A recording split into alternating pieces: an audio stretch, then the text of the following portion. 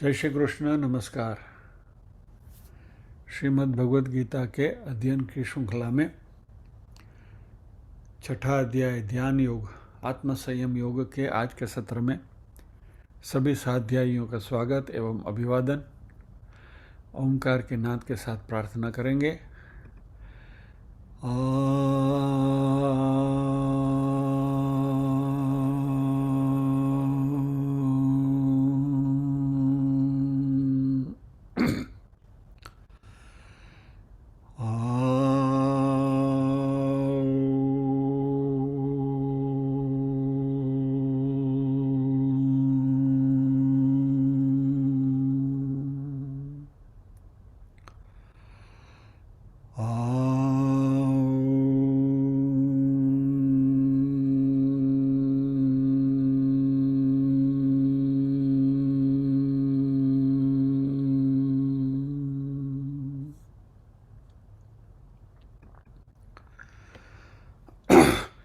वक्रतुंड महाकाय सूर्यकोटि समप्रभ निर्विघ्नं कुरु मे देव सर्वकार्येषु सर्वदा।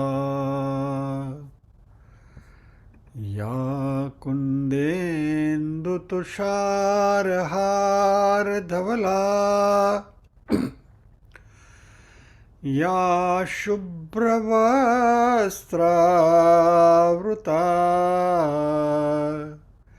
या वीणावरदण्डमण्डितकरा या श्वेतपद्मासना या ब्रह्माच्युतशङ्कर प्रभृतिभिर्देवैः सदा वन्दिता सा मां पातु सरस्वती भगवती निःशेषजाड्यापहा।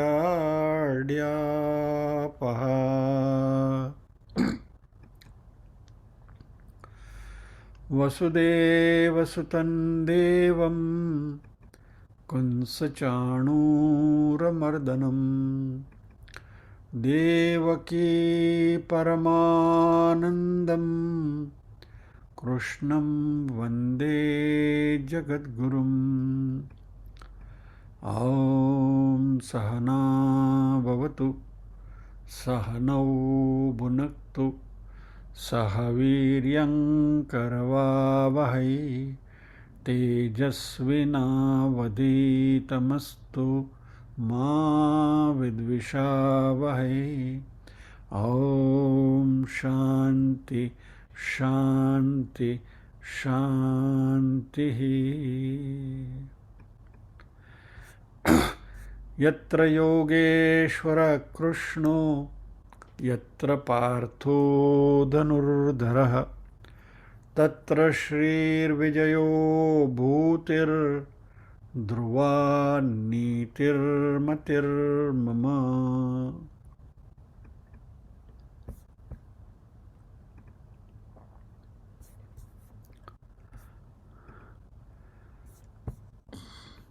छठे अध्याय के पहले 6 श्लोक का पारायण मीनल बेन करेंगे।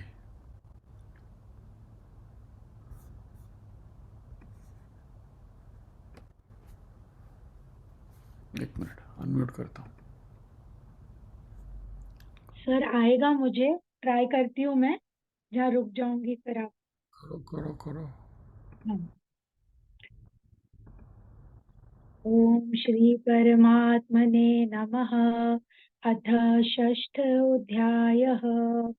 श्री भगवानुवाच अनाश्रितः कर्मफलं कार्यं कर्म करोति यः स सन्न्यासी च योगी च न निरग्निर्न चाक्रियः। यं सन्न्यासमिति प्राहुर्योगं तं विद्धि पाण्डव नायं सन्न्यस्तसङ्कल्पो योगी भवति कश्चन। आरुरुक्षोर्मुनेर्योगं कर्म कारणमुच्यते। योगारूढस्य तस्यैव शमः कारणमुच्यते। यद एक मिनट बता क्या हाँ, यदा हीनेन्द्रियार्थेषु न कर्म स्वनुषज्जते सर्वसंकल्पसन्न्यासी योगारूढस्तदोच्यते। उद्धरेदात्मनात्मानं नात्मानमवसादयेत्। आत्मैव यात्मनो बन्धुरात्मैव रिपुरात्मनः। बन्धुरात्मात्मनस्तस्य येनात्मैवात्मना जितः। अनात्मनस्तु शत्रुत्वे वर्तेतात्मैव शत्रुवत्। वेरी नाइस, बहुत अच्छे। हो गया, मुझे लगा नहीं था क्योंकि काफी इसमें ये है, बट ठीक है, पारायण हेल्प। जय श्री कृष्ण। जय श्री कृष्ण, जय श्री कृष्ण।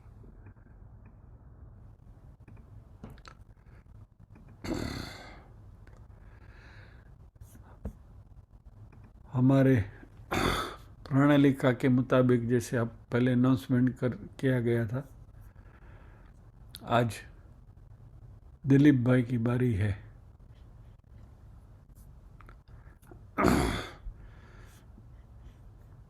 दो सप्ताह पहले नवनीत भाई ने अपनी बात करी थी और दिलीप भाई करने वाले हैं। सो ओवर टू दिलीप भाई।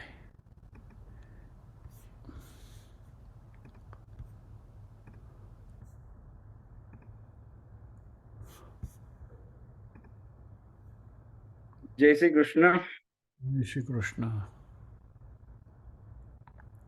आज का जो विषय के ऊपर मैं बात रखने वाले जा रहा हूँ वो है त्रिकाल संध्या।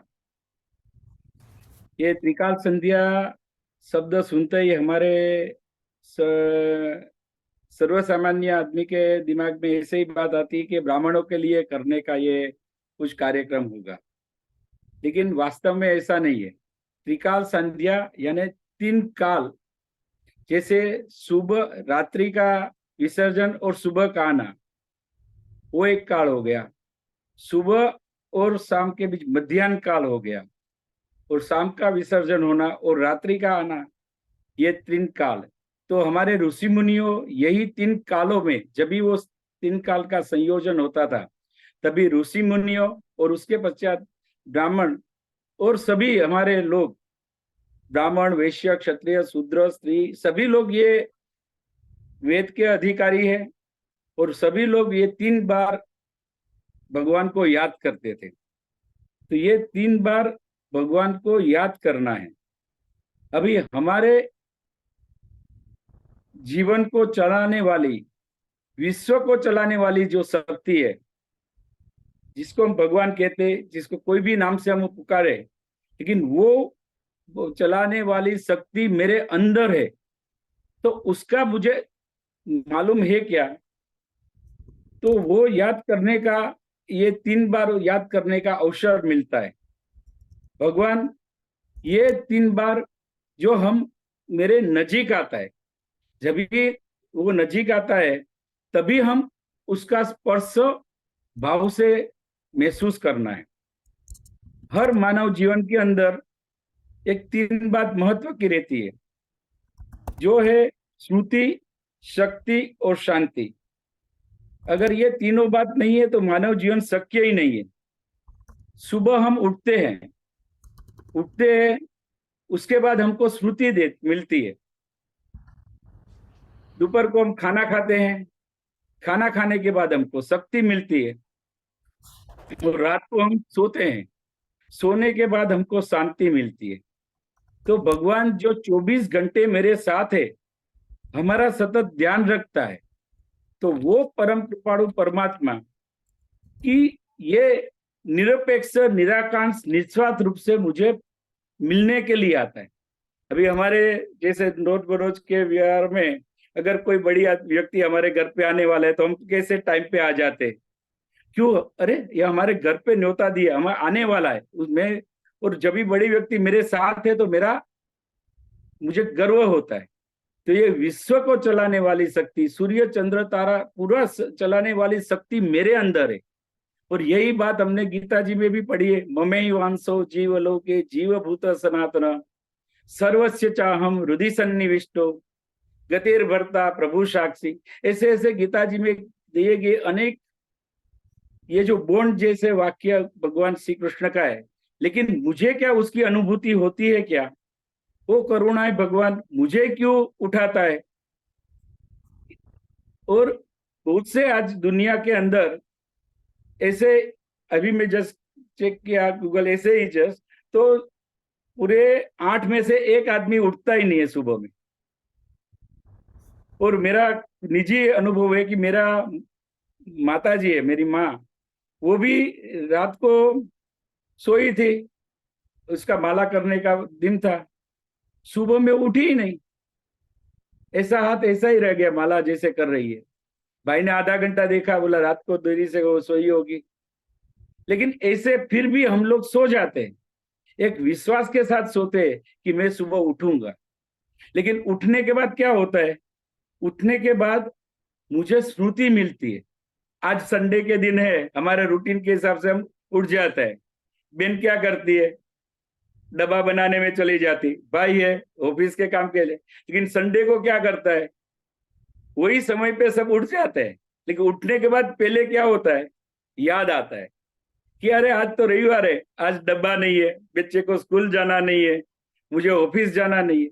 तो ये स्मृति देता कौन है सुबह में? तो ये जो भगवान मुझे हर बात 3 बार जो ध्यान रखता है, वो मैं कोई भी शिक्षित हो अशिक्षित हो, गरीब हो श्रीमंत हो, उच्च वर्ण के हो शूद्र वर्ण के हो, कोई भी धर्म के हो, कोई भी जाति के हो, अरे वो नास्तिक या क्यों ना हो, आस्तिक या नास्तिक, भगवान उसमें कोई भी भेदभाव नहीं करता है। और उसको भगवान ने ये पृथ्वी पर उसको जन्म दिया है, तो हम सब व्यक्ति को कुछ पर्पस के लिए भेजा गया है। तो वो हमको देखना है कि अब उसका संसर्ग जब भी मुझे होता है, तभी मुझे 3 बार उसको याद करना है। अभी 3 बार याद करना का मतलब क्या है कि भगवान इतना मेरा जीवन चलाता है। अभी मुझे तो मालूम नहीं था, रात को हम लोग उठते वापिस सो जाते हैं। लेकिन जब भी मुझे सो के उठता हूं, तो पहले क्या होता है कि हम लोग सोचते हैं, बाद में क्रिया होता है। लेकिन सुबह क्या होता है? पहले मेरी आंख खुलती है, बाद में मुझे विचार आता है।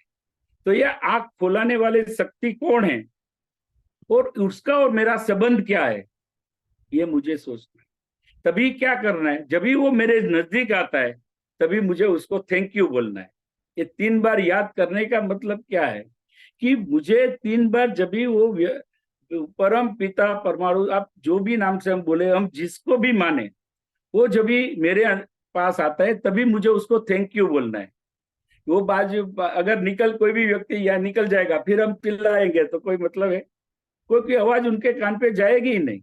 लेकिन जब भी वो पास में है तभी हम बुलाएंगे। तो एक व्यवहार का दास्तान देखेंगे कि अगर हमारा एक बैंक अकाउंट है, हमारा ही पैसा है, हम लोग बैंक में जाते हैं, पैसा निकालते हैं, हमारे आगे 5 लोग भी निकाल के गए, साइन किया, कैशियर क्या करते हैं? लेता है, पैसा देता है, दूसरा नेक्स्ट टोकन, ऐसा करता है। जब भी हमारा बारी आती है, हम भी वो पैसा गिन के देते हैं, फिर हम क्या बोलते हैं? Thank you. जैसे थैंक यू बोलेगा, वो तो अगले टोकन का पैसा गिन रहा है, लेकिन थैंक यू करेगा तो वो जो कैशियर है वो नीचे ऐसा ऐसा गिन रहा है, फिर ऊपर देख के हंसेगा बस। क्योंकि उसका जो उसका तो ड्यूटी है, उसके काम के लिए गया, उसको रखा गया, उसको पगार मिलता है उसको।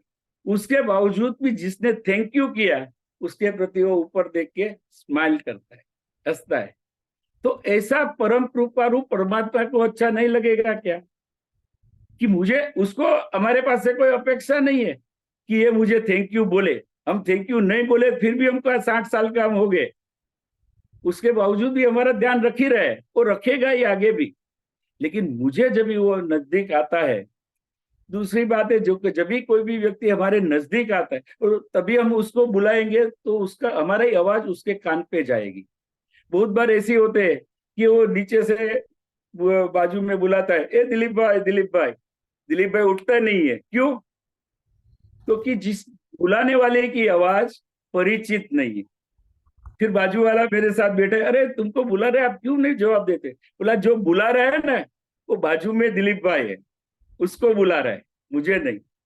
तो क्या हुआ है कि एकनाथ, ज्ञानदेव, तुकाराम, मीराबाई, द्रौपदी, ये सब ने अपनी आवाज परिचित की थी।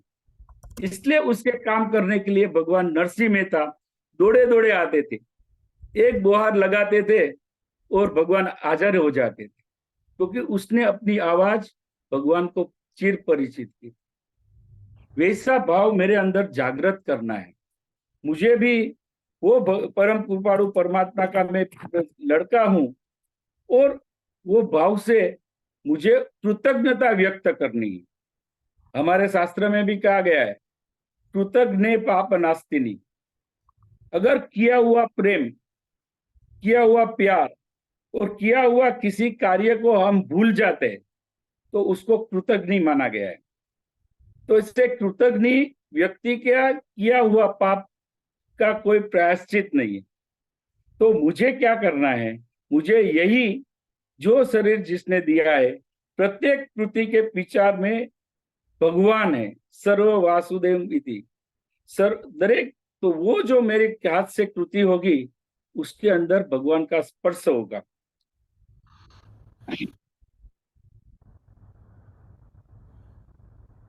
रात दिन के दोपहर का जब भी हम भोजन करते हैं तभी हमको, अभी बहुत बार हमने देखा हुआ है कि अभी सुबह से काम करते हैं लेकिन बोलते हैं अभी इतना काम कर लेते हैं, तो क्या बोलते हैं हम? नहीं नहीं, अभी थोड़ी पहले खाना खा लेते हैं, खाने के बाद सेकंड हाफ में करेंगे। क्यों? खाने के बाद क्या होता है?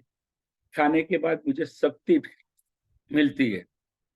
तो वो एक खाना पचाता कौन है? आज साइंस इतना डेवलप हो गया है, सब कुछ रोबोट भी बना दिया, लेकिन क्या वो खून बना सकता है? आज कोई ऐसी लेबोरेटरी है जिसमें सब एक ग्राइंडिंग व्हील में सब डालो, दाल चावल सब्जी, उसका लाल कलर का निकल जाए? अब कोई भी, लेकिन कैसे बनता है मुझे मालूम नहीं। लेकिन वो शक्ति को है, वो मेरे खाना पचाती है और मुझे शक्ति देती है। खाना खाने के बाद हम कैसा, चलो चलो क्या क्या काम बाकी है, चलो पटा देते। तो वो शक्ति आती कहाँ से, कैसे मिलती है? मुझे तो मालूम नहीं कि मेरा ग्लूकोज बढ़ गया, मेरे प्रोटीन चाहिए, मुझे विटामिन चाहिए। जो मैं खाता हूं उसी में से वो एक्सट्रैक्ट करके मुझे देता है और मेरा जीवन चलाता है। तो ये जो श्रुति शक्ति और पूरा दिन की दौड़म भाग के बाद, हमारे मुंबई में बहुत से लोगों रात को सोने के लिए गोली खाते, लेकिन हमारे से ज्यादातर हमको गोली की आवश्यकता नहीं है।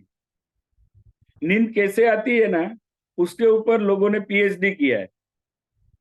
वो अलग अलग रूप से नींद के बारे में बताते हैं कि इस तरह से ऐसा हो गया, सबकॉन्शियस हो गया, वो उसके बारे में साइंस बताते।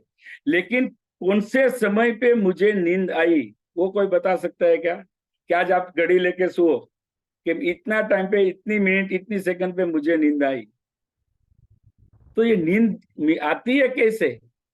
कौन मुझे सुलाता है? आज पूरा दिन के अंदर मुझे जो सुख दुख के कई प्रसंग होते हैं, लेकिन मैं जब भी सो जाता हूँ, कोई भी अच्छी बात हो या बुरी बात हो गई, लेकिन सुबह हो जाता है तो भूल जाता हूँ। उसका हरि, हरि मतलब, इसलिए भगवान को हम हरि बोलते हैं। हरि का मतलब क्या? हरि जो मेरा शोक, दुख, दर्द, ताप, संताप वो सब हर लेता है, वो हरि। तो रात को मुझे सुख चैन की नींद, अगर जब ये बहुत बार हमारे साथ हुआ है कि अगर रात को नींद नहीं हुई अच्छी तो क्या होता है, दूसरे दिन हमारा अस्वस्थता हो जाता है, शांत मन शांत नहीं रहता है, क्यों? नींद अच्छी नहीं हुई। लेकिन ज्यादातर नींद तो ये नींद देने वाला कौन है? तो ये जो शक्ति है, परम शक्ति है, उस शक्ति को मुझे याद करना है। और दररोज हम सोते हैं इसी विश्वास के साथ कि कल मुझे उठाएगा। तो ये जो शक्ति है उसको मुझे आत्मीयता से याद, कृतज्ञता पूर्वक उसको याद करना है। और ये जो कार्य है वो मैकेनिज्म नहीं होना चाहिए। कि आज बहुत बार क्या होता है कि हम लोग जब भी ये करते हैं तो उसको मैकेनिज्म, एक ही चीज बार बार करने से हमको मैकेनिज्म आ जाती है। तो बहुत बार हमने देखा हुआ है कि हमारे बुजुर्ग भी है, सुबह उठते हैं और ऐसे हाथ करके देखते हैं और ऐसे नमस्कार करते हैं। लेकिन क्या करना है, क्यों करना है? तो उसके पीछे सुबह उठने के साथ हमारे शास्त्र ने दिया हुआ है कि सुबह ये जो हाथ है, हाथ से सुबह, अभी ये एक साइंटिफिक, मैंने तो ये जब ही पढ़ाएगा तब उसके बाद मुझे इसके पीछे की भावना बहुत चलेगी कि रात को हम सोते हैं तो ऐसे सोते हैं, दोनों हाथ ऐसे फैला के सोते हैं। तो हमारे जो न्यूट्रॉन प्रोटॉन, अगर ये जो एनर्जी है वो अलग है, रात को हम हाथ जोड़ते नहीं है। और ऐसे against the law of gravity ऐसे हम लोग सीधे हैं। लेकिन जैसे सुबह उठते हैं तो ऐसे खड़ा हो जाता है against the law of gravitation, नीचे से खून सीधा इधर जाता है। तो बहुत बार देखा है कि हार्ट अटैक आता है वो अर्ली मॉर्निंग में आता है। वो भी क्या करते हैं, तो वो सुबह उठ के फटाक से टॉयलेट चला जाता है, उसमें वो फिसट जाता है। तो मेरा कि सुबह में हमारे ऋषिमुनि के बोला भाई सुबह उठो, उठ गया तो 2 मिनट पथारी पे बैठ जाओ। जैसे हम हाथ जोड़ेंगे तो हमारा पूरी साइकिल एक हो जाएगी। अभी मुझे तुरंत तो उठना नहीं है, तो क्या करना है, तो मुझे वही भगवत को याद करना है। जो मुझे, अगर श्लोक है तो श्लोक के बारे में बात करेंगे, नहीं आता है तो मैं जो इष्ट देव को मानता हूँ वो इष्ट देव को, जो मेरा इष्ट मंत्र है उसको याद करके उसको नमस्कार करना है, वही भूमि माता को वंदन करना है। तो ये जो 2 मिनट में मैं स्टेबिलाईज हो जाए, फिर मुझे कोई तो ये हमारी शास्त्रों के साथ, हमारे साथ जुड़ी हुई बातें हैं, लेकिन हम भूल गए। इसलिए शास्त्र में दिया हुआ जो सुबह उठ के जो एक श्लोक है सुबह समय का, उसका हम के बारे में बात करेंगे।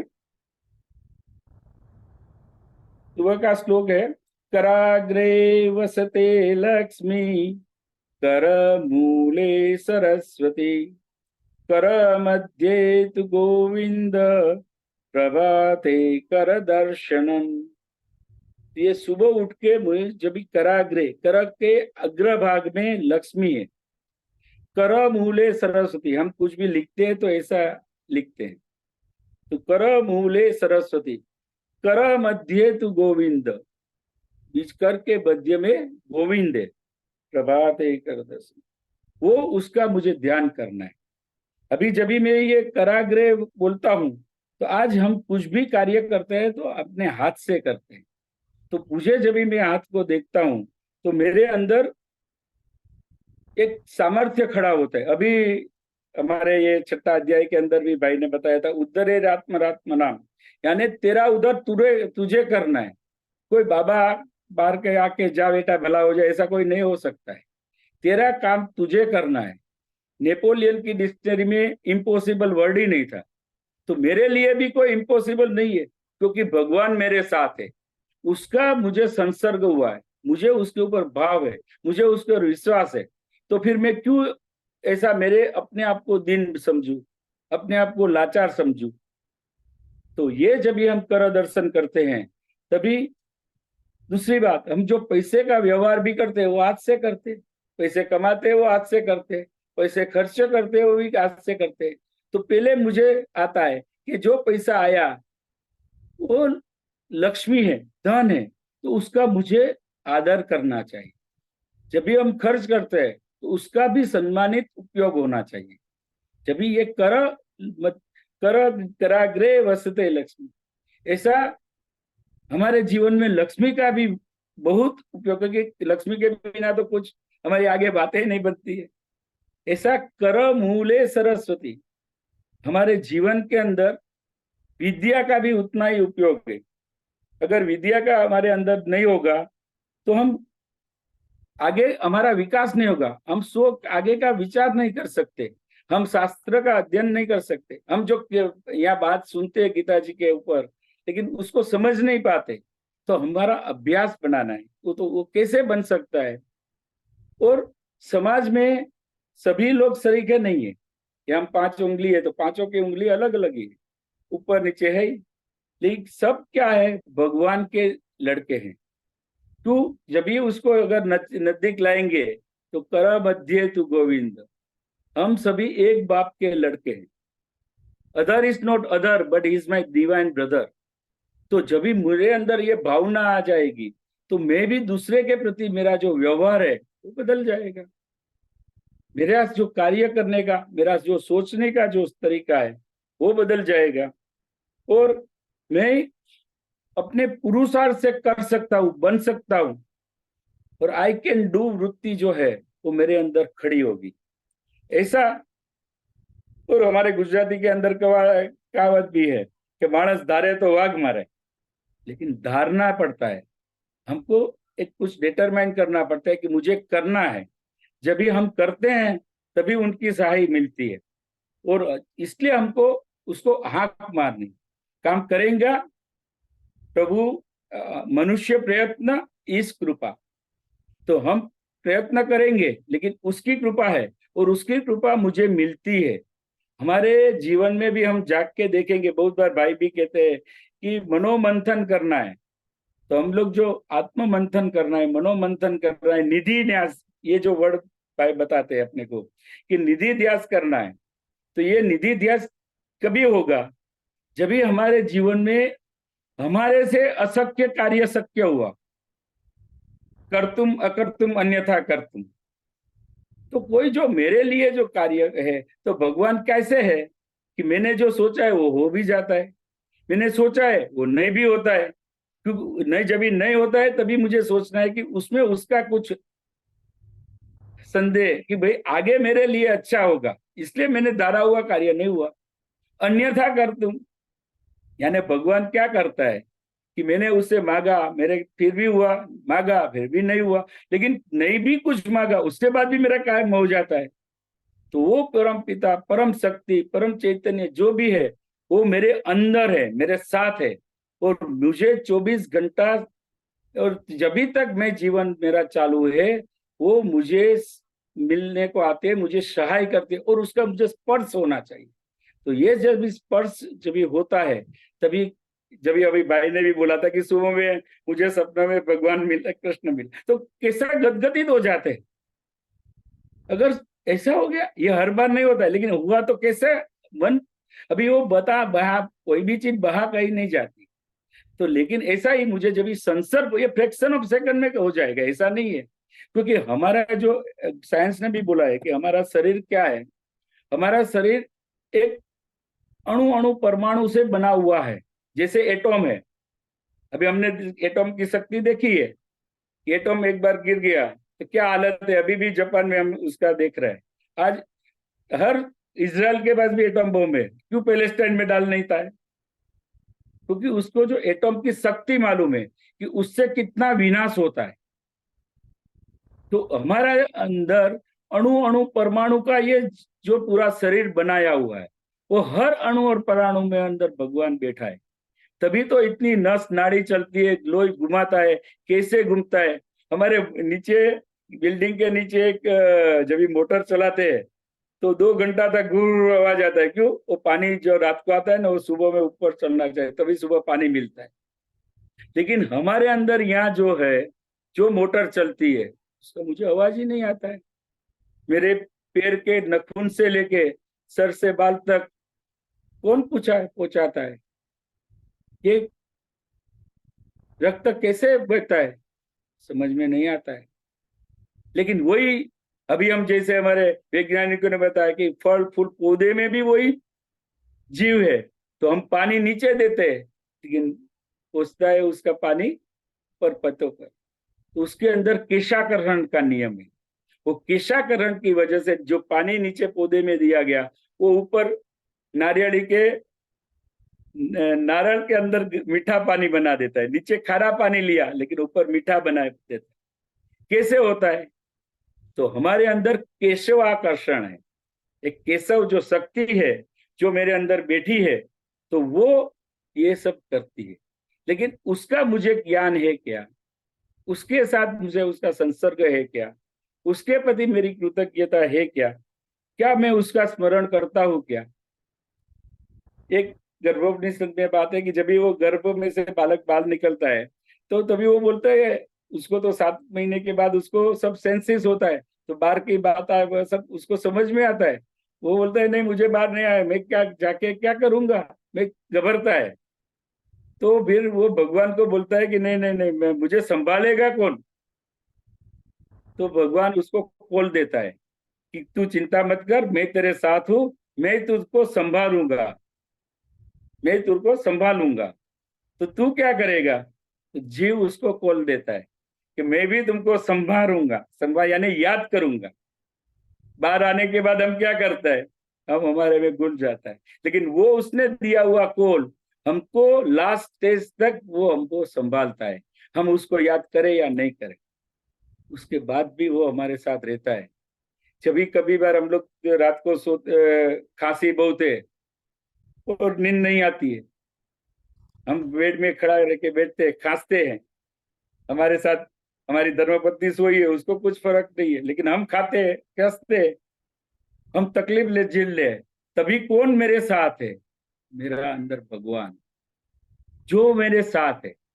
तो जो जब भी वो मुझे छोड़ के कहीं नहीं जाता, तो ये जो परम विश्वास मुझे खड़ी करनी है, उसका मुझे विश्वास महसूस करना है। और ये तो ये जो बात की है, तो मेरे हाथ से जो ऐसा कार्य ऐसा नहीं होना चाहिए कि जो दूसरे को हानि पहुंचाए, क्योंकि मैं सुबह उसका याद करता हूँ, कराग्रे वसते लक्ष्मी, कर भूले सरस, कर मध्य तू गोविंद। अभी कर के मध्य में जो गोविंद है।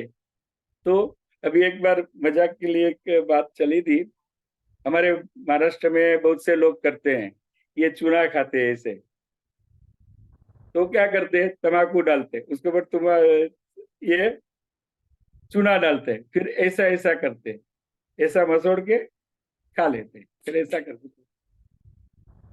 ये देखो, ये मेरी आदत गिरी है। अभी क्या हुआ, ये जब भी मुझे सुबह में उठ के भगवान को नमस्कार करना है, श्लोक बोलते हैं, तो क्या करता है, कराग्रे वस्ते लक्ष्मी, कर मूले सरस्वती, कर मध्य, कर मध्य तू गोविंद, मुझे गोविंद है, और उसके मुंह पे मैं चूना बन, तो मेरा जीवन में ही चुनाई लगेगा। ये सब बातें, ये सब, तो फिर क्या होता है, धीरे धीरे व्यसन मुक्ति हो जाती। अगर सिगरेट पीता हूँ, धुआं बाहर आता है, मैं खांसता हूँ, बाहर के लोग खांसते हैं, लेकिन अंदर हुआ जो भगवान है उसको कितना वेदना होती होगी। तो ये मैंने कभी सोचा है क्या?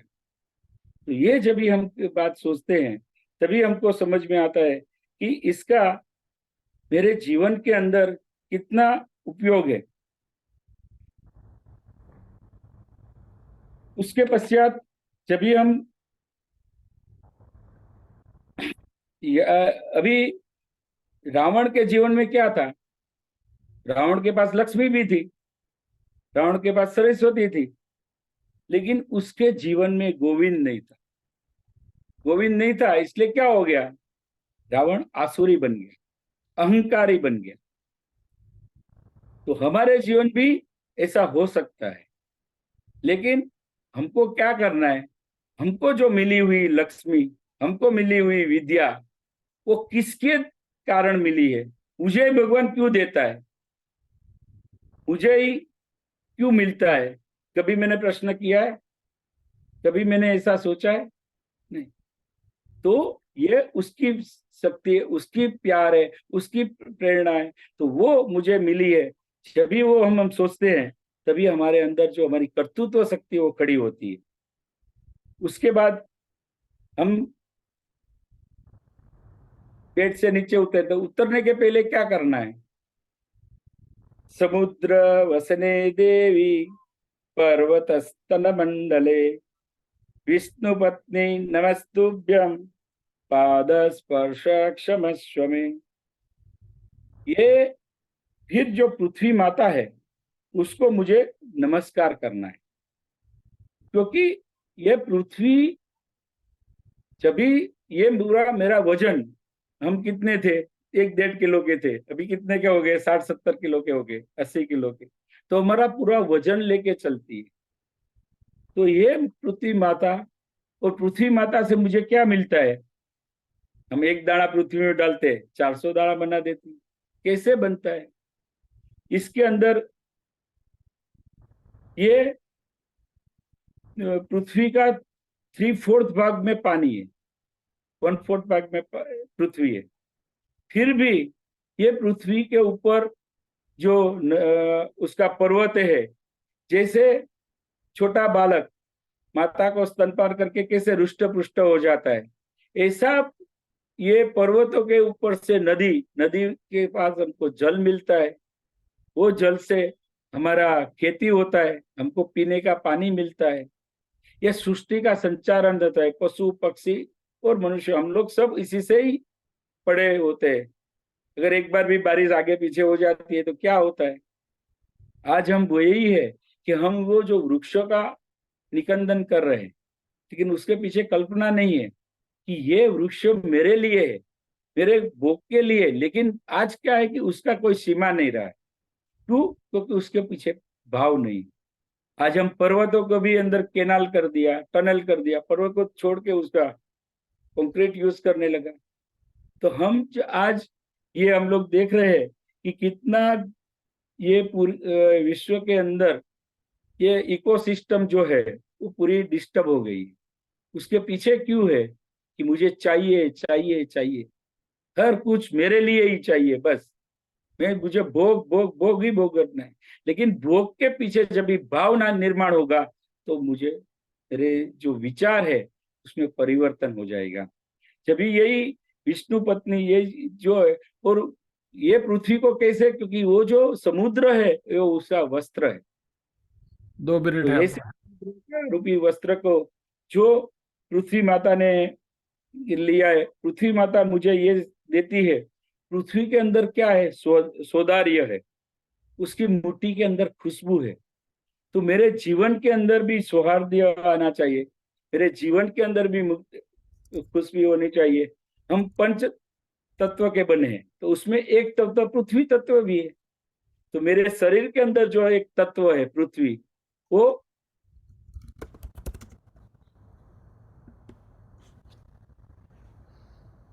पृथ्वी तत्व को, वो पृथ्वी को तत्व को मुझे नमस्कार करना है। उसके बाद हम जो परम पुरुषारू परमात्मा, जो हमारे इष्ट देव है कृष्ण, उसको याद करना है कि वसुदेव वसुतम देवम कंस चारूणमर्दनम देवकी परमानंदम कृष्णं वंदे जगत गुरुम। ऐसे वसुदेव और देवकी के पुत्र कंस और चारुण को मारने वाले ऐसा देवकी नंदन परमात्मा कृष्ण को हम वंदन करते हैं। उसके ये करने के बाद हमारे जीवन में अंदर कृष्ण के प्रति एक भाव निर्माण होगा। हम यही सौदार्य से कृष्णम वंदे जगत गुरुम कर सकते हैं। तो यही त्रिकाल संध्या में ये सुबह उठने के समय का जो हमारे ऋषि मुनि ने दिया हुआ ये श्लोक है, तो श्लोक का हम पठन करके हमारे अंदर भाव जागृत करेंगे, हम भगवान श्री कृष्ण को याद करेंगे और हमारा जीवन में यही भगवान का संसर्ग हो, संपर्क हो, ऐसी मनोकामना करते हैं। और यही जो विचार है ये मुझे परम पूज्य पांडुरंग शास्त्री आठवले जो दादाजी है उसके द्वारा हमको ये त्रिकाल संध्या के विचार मिले हैं। तो ये विचार से आज मेरे जीवन में भी भगवान के प्रति जो निष्ठा थी, भावना थी, बदली है। ऐसे हमारे जैसे कई लोग भाइयों बहनों के जीवन बदला है और कहीं भी जो उसका संसर्ग का आने का एक अवसर मिला है। इसी के साथ पूज्य दादा और श्री कृष्ण परम जगत गुरु भगवान के चरणों में मेरा भाव पुष्प समर्पित करता हूं। जय श्री कृष्ण दिलीप भाई। जय श्री कृष्ण।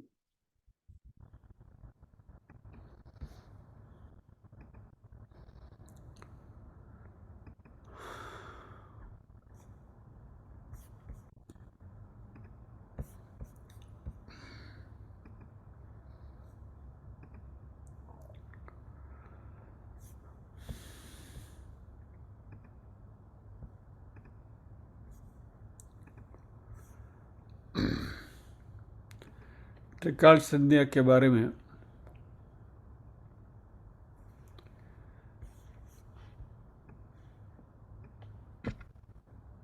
श्री पांडुरंग शास्त्री जी के जो विचार हैं वो दिलीप भाई ने हमारे सामने रखे।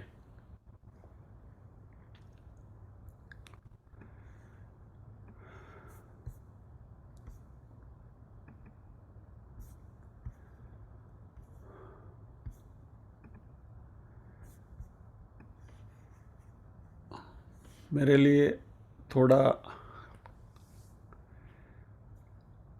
एम्बेरसमेंट भी हो रहा है और श्रेय और प्रेय के बीच में जब भी श्रेय को प्राधान्य देने की बात आती है तो कुछ ठोस बातें हैं वो भी करनी ज़रूरी है। ये जो पूरा डिस्कशन हुआ उसके पीछे एक चर्चा हो रही थी कि जो भी करते हैं वो भगवान करते हैं।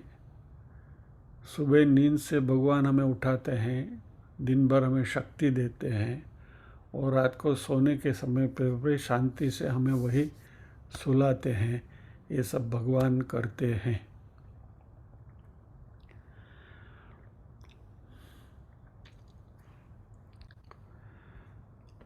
अभी फंडामेंटली यदि हम भगवत गीता को देखें तो 5वें अध्याय का 14वां श्लोक में भगवान ने कहा है कि न कर्तृत्वम न कर्माणि लोकस्य सृजति प्रभुः न कर्मफल संयोगम स्वभावस्तु प्रवर्तते। यानी परमेश्वर मनुष्य के न तो कर्तापन की, न कर्मों की और न कर्मफल के संयोग की रचना करते हैं, किंतु स्वभाव ही बरत रहा है। स्वभाव यानी प्रकृति। परमात्मा को याद करना बिल्कुल ज़रूरी है और दिन में 3 बार याद करना ज़रूरी नहीं है। भगवान की सतत स्मृति रहनी चाहिए और भगवत गीता में आप सर्च करेंगे तो सतत शब्द का प्रयोग कितनी बार हुआ है वो आप देख लीजिए। तो ये जो बातें करी गई हैं वह सामान्य जन को भगवान के प्रति उनका रुख हो, उसके लिए जनसामान्य के लिए ये बात बहुत अच्छी और रुचिकर है। लेकिन यदि आप अध्यात्म के लेवल पर जो हम यहाँ करते हैं उस लेवल पर आप जाकर देखें तो ये सोने जागने की प्रक्रिया वगैरह जो है वो भगवान नहीं करते हैं, ये सृष्टि करती है। भगवान ने एक मैकेनिज्म बना के रख दी और उसके लिए हम भगवान के ऋणी हैं, भगवान के आभारी हैं। भगवान की स्मृति हम में रहनी चाहिए। लेकिन भगवान ये सब करते हैं, यह बात अध्यात्म की दृष्टि से अरुचिकर है।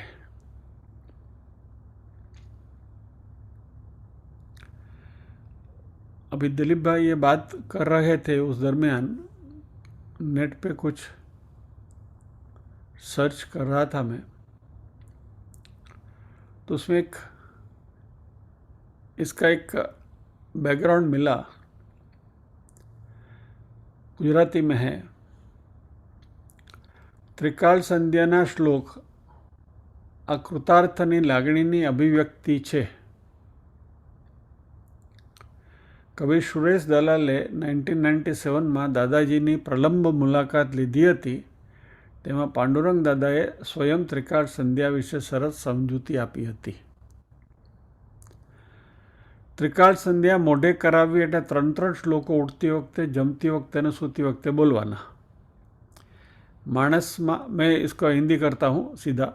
मनुष्य में भगवान है उसकी हमें कल्पना है, लेकिन दिन रात यदि जो हम भगवान भगवान करते रहेंगे तो भगवान को भी पसंद नहीं आएगा. माँ माँ करते बैठेंगे तो मावड़िया हो जाते हैं और माँ भी फिर बच्चे को लपाट मारेगी. ऐसे राम राम करते बैठेंगे तो फिर हो गई बात. कैसे जीना है वो हमें जानना चाहिए. ये वृत्ति हमारे में जागृत होनी चाहिए. और 3 क्रिटिकल बातों में, यानी कि दिन में 3 बार श्लोक बोलना चाहिए कि जो हम खाते हैं उसका खून बनता है, वो ऐसे ही बनता है क्या? कृति आई तो उसका कर्ता आना ही चाहिए. और ऐसे ही लोही बनता है तो वो भौतिक नादारी है. हमारे शरीर में, ये सब दिलीप भाई ने यही बात करी है, हमारे शरीर में खून कौन बनाते हैं? मैं जैसे सोया, कौन सा बटन बंद किया तो मैं सो गया? नींद क्या है? ये रुधिराभिसरण कैसे चलता है?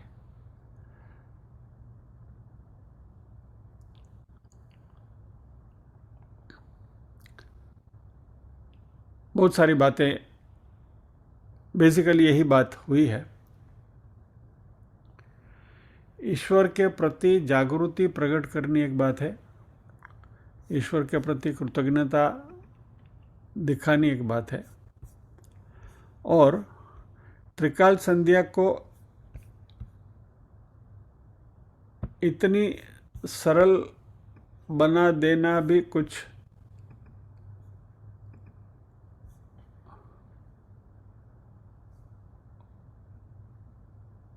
संध्या, यानी सम्यक ध्यायति अस्याम इति संध्या.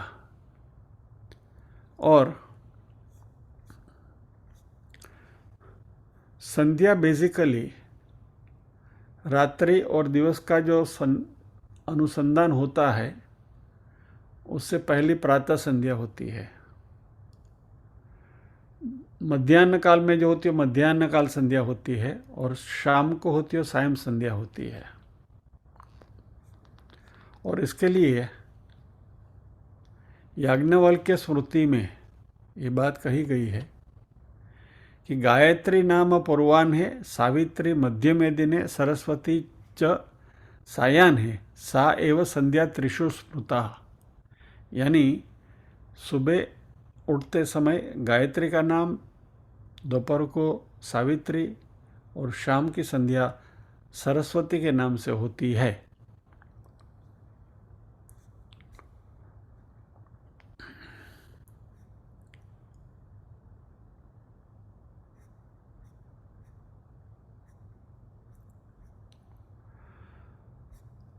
और ये जो त्रिकाल संध्या का कंसेप्ट दादाजी ने दिया है हमें, वो उन्हीं की एक वेबसाइट से स्वाध्याय परिवार यूएसए ने प्रिंट किया हुआ है. सुबह उठते समय 3 श्लोकों का पारायण करना है. कराग्रे वसतर लक्ष्मी, जिसके बारे में दिलीप भाई कह रहे थे, समुद्र वसने देवी और वसुदेवम सुतन देवम, सुबह उठते टाइम. दोपहर को भोजन के समय पर ये करना है, और सोने के समय पर कृष्णाय वासुदेवाय और करचरण कृतम वाक्कायजम त्वमेव माता च पिता त्वमेव. ये 3 श्लोक दिए हुए हैं. सबसे पहली बात तो ये है कि संध्या के समय पर करनी है. जब भी हम उठे तो संध्या का टाइम नहीं है. अभी मैं 8 बजे उठूँ, 9 बजे उठूँ और कराग्रे वसते लक्ष्मी करूँ तो संध्या नहीं है, वो कन्वीनियंस है. तो त्रिकाल संध्या की बात को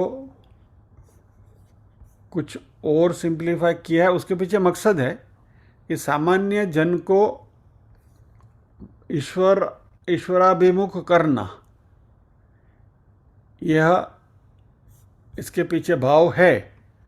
लेकिन शास्त्रोक्त रीत से यदि हम देखने जाएं तो संध्या का ये जो कंसेप्ट, कभी भी आप उठे तभी त्रिकाल संध्या हो गई और कराग्रे व सरलक्ष्मी बोल के संध्या हो गई, और दोपहर को 2 बजे भी भोजन करने के लिए बैठे और अहम वैश्वानर बोला तो संध्या हो गई, तो ये संध्या नहीं है। इससे क्या होता है कि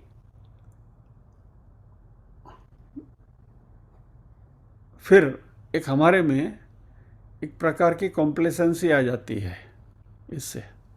अब मैंने ये त्रिकाल संध्या इस तरीके से सीख ली, 9 श्लोक पाठ कर लिए, और जब भी सुबह उठा मैंने 3 श्लोक बोल लिए, दोपहर को भोजन करने बैठा 3 श्लोक बोल लिए, शाम को 3 श्लोक बोल लिए, कभी भी at whatever convenient time, मुझे संतोष हो जाएगा मैं त्रिकाल संध्या कर रहा हूँ। यू बिकम कॉम्प्लेसेंट, और ये संध्या नहीं है। परमात्मा को याद करना है वो बात बिल्कुल सही है, और परमात्मा को याद करना है, वह सतत याद करना है, ये स्मृति तो हमेशा रहनी चाहिए। लेकिन दिन में 3 बार स्पेसिफिकली याद कर लिया तो परमात्मा हमारी सुनेंगे।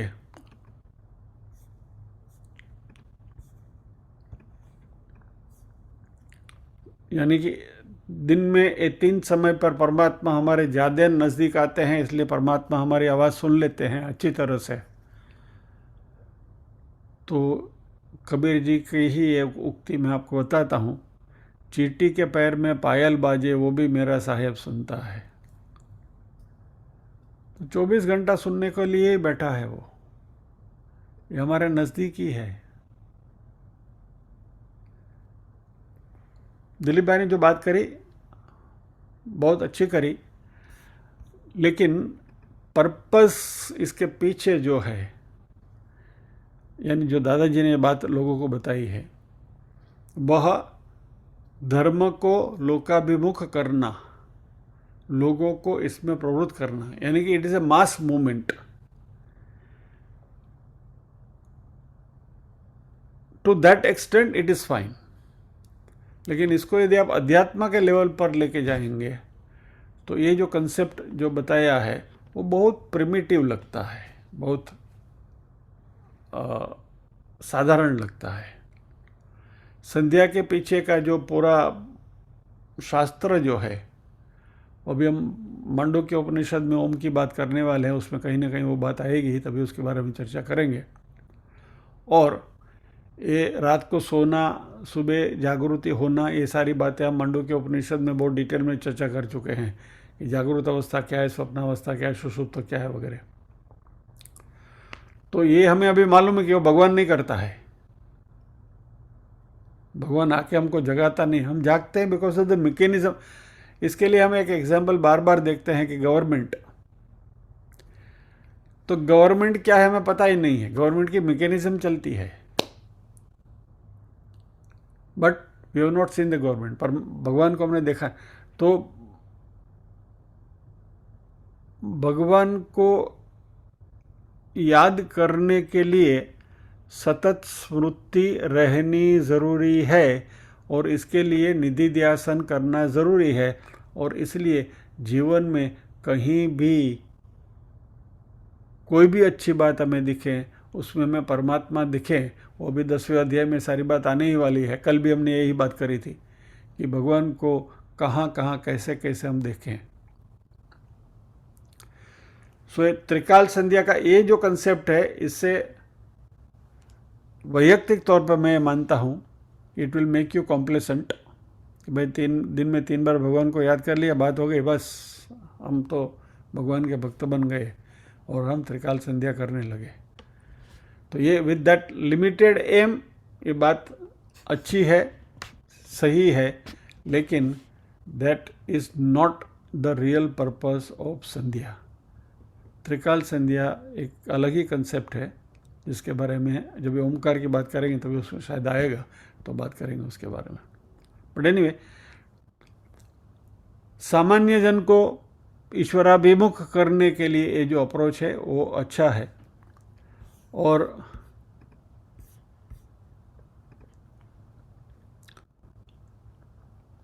एक बात और भी आपका ध्यानाकर्षण करना चाहता हूँ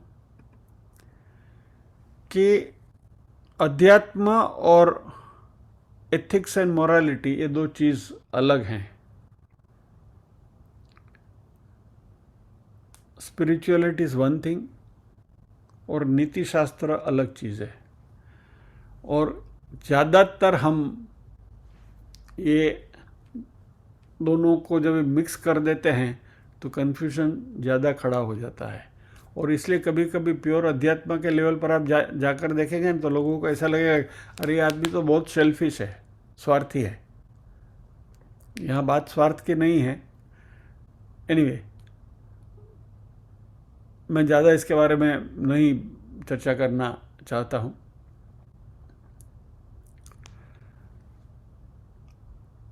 कंसेप्चुअली त्रिकाल संध्या, ये जो कंसेप्ट दादाजी ने दिया है वो सामान्य जन को आकर्षित करने के लिए अच्छा है। अध्यात्म के लेवल के ऊपर त्रिकाल संध्या का मायना कुछ अलग है, जिसके बारे में जब भी हमें मौका मिलेगा चर्चा करेंगे।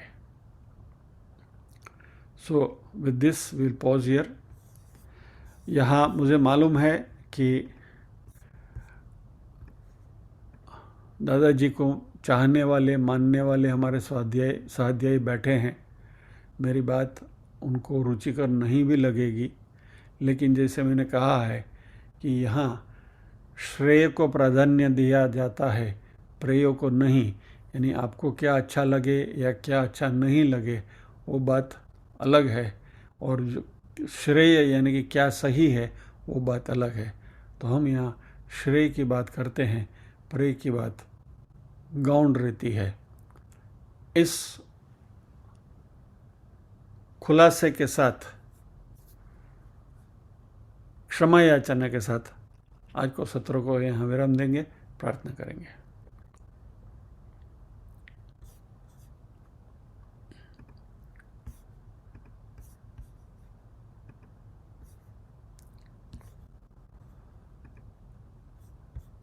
ओम असतो मा सद्गमय तमसो मा ज्योतिर्गमय मृत्योर्मा अमृतंगमय।